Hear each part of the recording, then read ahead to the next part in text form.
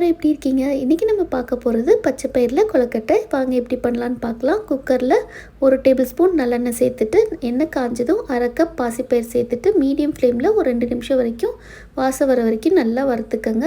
எந்த கப்பில் பாசிப்பயிர் அளந்தீங்களோ அதே கப்பில் 4 கப் தண்ணி சேர்த்துட்டு குக்கரை க்ளோஸ் பண்ணிவிட்டு ஒரு 10 விசில் வரைக்கும் விட்டு எடுத்துக்கங்க. நல்லா கொள்ளைவாக வெந்திருக்கணும்.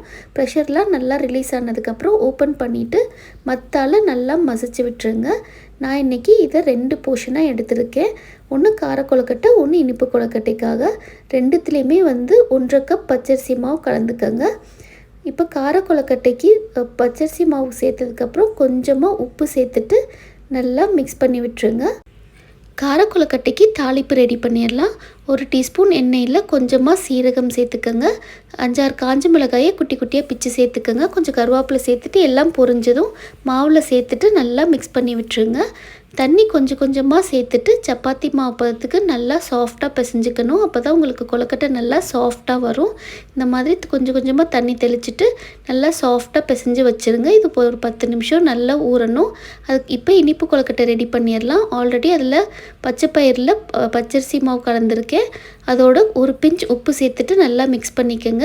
1/4 கப் துருவின தேங்காய் சேர்த்துக்கங்க. பொடிச்ச வெல்லம் ஒரு 1/2 கப் இந்த மாவோடு சேர்த்துட்டு நல்லா மிக்ஸ் பண்ணி விட்டுருங்க. வெள்ளத்தில் இருக்க ஈரப்பதத்திலேயே மாவு நல்லா பைண்டாகி வந்துடும். தேவைப்பட்டால் 1 டேபிள் ஸ்பூன் தண்ணி தெளித்து விட்டுட்டு நல்லா மிக்ஸ் பண்ணி விட்டுட்டு சப்பாத்தி மாவு பதத்துக்கு பிசைஞ்சு வச்சுக்கோங்க. இது ஒரு 10 நிமிஷம் ஊறட்டும்.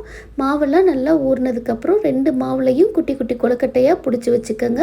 இட்லி பாத்திரத்தில் எல்லா கொழுக்கட்டையும் அரேஞ்ச் பண்ணிவிட்டு ஒரு 10 நிமிஷத்துலேருந்து ஒரு 15 நிமிஷம் வரைக்கும் நல்லா ஆவியில் வேக வச்சு எடுத்துட்டிங்கன்னா சூப்பரான பச்சைப்பயிறு கொழுக்கட்டை ரெடி. டேஸ்ட் ரொம்பவே நல்லாயிருக்கும். கண்டிப்பாக ட்ரை பண்ணி பாருங்கள். இது ரொம்ப ரொம்ப ஹெல்த்தியான ஸ்நாக். இது நீங்கள் ஸ்கூலுக்கு கூட கொடுத்து விடலாம். கண்டிப்பாக ட்ரை பண்ணி பார்த்துட்டு எப்படி வந்திருக்குன்னு கமெண்ட்ஸில் சொல்லுங்கள். தேங்க்யூ.